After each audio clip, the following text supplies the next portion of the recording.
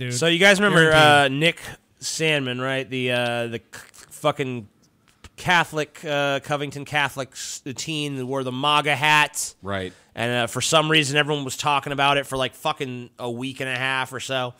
Well, now he is suing 54 news outlets, lawmakers, and celebrities. Basically, everybody in the country is getting sued. Anybody who talked bad about him is getting sued. We're going to sue the school. We're going to sue the parents. Yeah. It's like the fucking lawyer from Beavis and Butthead. Yeah.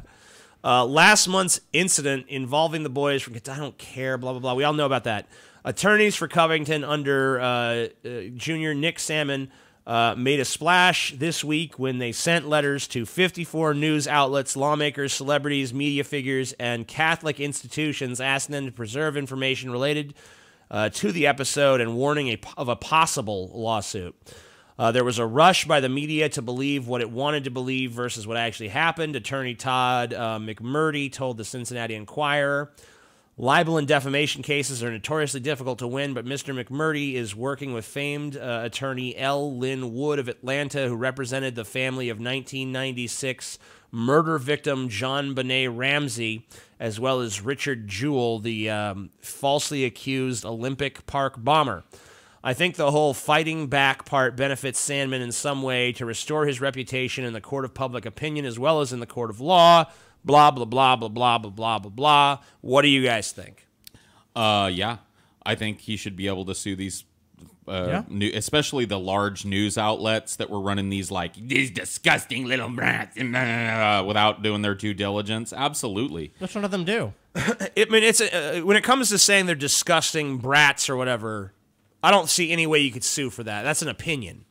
But well, racists. They extrapolate so far. But they said they made a number of claims that were just completely false about demonstrably false, chanting certain racist slogans that were never chanted, that were never any video evidence of. And the real racists that were there, that the confirmed racists, the black Israelites, got a total pass. Or just there's just this group that just talks about these issues, and it's just this very generic way, because religion, of course, always gets a pass in this country. Dude, people were trying to bait me with this, and it stunk like shit from the get-go.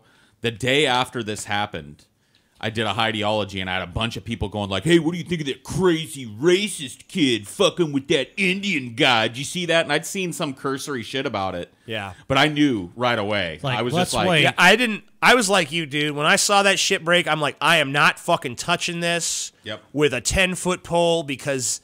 I don't know how this is going to develop, but the people who are rushing to judgment and trying to take a side based on nothing more than a fucking hat are, I mean, like, you're putting yourself in a real vulnerable fucking position, and it just is demonstrated here. Yeah, here it is. By these potential impending lawsuits. You know, I'm not a big fan of these kind of lawsuits. I personally...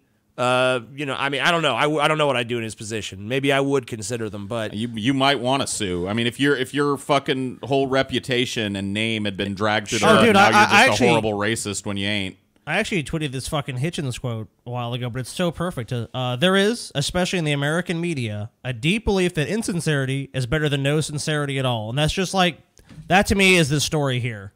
It doesn't fucking matter what the truth is. It doesn't matter what actually happened. It's what can we fucking clip together, what can we show, what narrative can we push, and then let's just run with that to get a bunch of people behind this and go, oh my god, let's talk about this on Twitter, let's talk about this everywhere, let's pump up these CNN stories, let's pump up all this shit. And then of course it turns out to be yet again a fucking paper tiger, an illusion, a fucking house of cards. There's nothing there, there's no substance, and yet again it's just been a bunch of suckers that got fucking fooled by the mainstream media for the 10 millionth fucking time.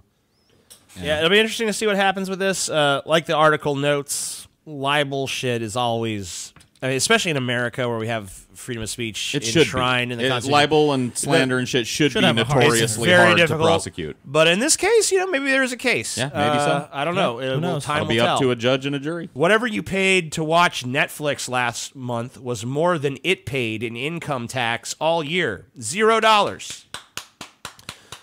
This surprised nobody. Netflix posted its largest ever U.S. profit in 2018, $845 million. That's profit, not revenue. That's just profit, on which it didn't pay a dime in federal or state income taxes. Oh, so I guess you got money back. In fact, the streaming giant received a $22 million return. How do you get a return when you didn't even pay anything? They probably get film credits and stuff, I'm assuming. So, once again, You know, I love that we live in a country where if you even suggest that we raise taxes on the rich or corporations, people are like, oh, you're punishing success. You're punishing success. Meanwhile, the average middle-class family is paying more in taxes than Netflix. GE did this shit a few years back, too. $0 in taxes. The oil companies do it as well. Yeah, all the time. All the time. It's all corporate welfare, dude. So many of these fucking companies, they're either getting money from the government or they're paying nothing to the government. And then if anyone even talks about taxing them, it's like, oh, what a ridiculous, unfair standard. They'll just move the money overseas, and then we won't see any of the money. It's like we already don't. So what does it matter? So here's Matthew Gardner, ITEP senior fellow. I don't know what's ITEP. Do you know what that is, Scotty? I'm not sure. I don't know. Oh, it says it in the next sentence below. Institute on Taxation and Economic Policy. Okay. When hugely profitable corporations avoid tax, that means smaller businesses and working families must make up the difference. That's fine. No shit, Sherlock. In other words, business as usual in the good old U.S. of A., right? Yep. So they pay no taxes. No taxes. $845 million in profits. And at the end of the day, the government doesn't say, hey, pay your tax bill so we can support this fucking country's social safety net and roads and infrastructure and shit. They say, here's your $22 million back. Yeah, sorry. Here's your $22 million from us. Yeah. On the government, on the taxpayers. Here you go. The taxpayers, aside from us actually paying for Netflix membership, some of our tax dollars are going to subsidize Netflix, a company that made $145 million fucking dollars in profit last year. Yeah. Suck my dick. Yeah, since my taxes are subsidizing it, shouldn't I have free access to it? Yeah. Let's see how those profits are next year when you fucking give it to everybody who's paying for it. Fuck. I just can't. I mean, these kind of stories are the most flabbergasting, and they're the ones that convince me the most, other than maybe some of the climate stories, that there is just no fucking hope. I used to get super heated about shit like this, and you know me, I'll get heated about shit, but I'm not right now. Right. I don't even care anymore. This is such par for the course now.